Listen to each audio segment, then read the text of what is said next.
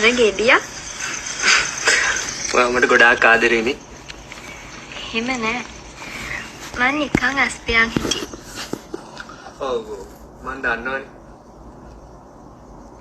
මේ ඔයා දැන් මොකද කරන්නේ? ඔයා මොකක්ද කියලාද මේ අහන්නේ? ඔයා දැන් බස් එකේ යන්නෙත් නෑ. රස්සාවක් කරන්නෙත් නෑ. අඩුතරමේ තාත්තට උදව් කරන්නෙත් නෑ. කොහොම ඉඳලා කොහොමද අප්පා? හරි අවශ්‍ය වෙලාවට අවශ්‍ය දේ කරනවා. එතකන් ඉවසන්නකෝ. මට නම් තේරෙන්නේ නෑ වාගේ වැඩ. මට තේරෙනවනේ. අනික මට අරමුණක් තියෙනවා. ඒ අරමුණේ උඩින් ඉන්නේ ඔයා. ඒක මං දන්නවා. දැන් මම කියන්න හදන්නේ ආදරේ කරන්න සල්ලි ඕනේ කියලාද? මං දැන් එහෙම කිව්වද? රාජා, අපි ඕනම අරමුණකට යන්න නම් ඒකට පස්සෙම දැම්ම හදා ගන්නවා. ඊයක්කෝ මේකේ පැහැලෙන්නේ තරම.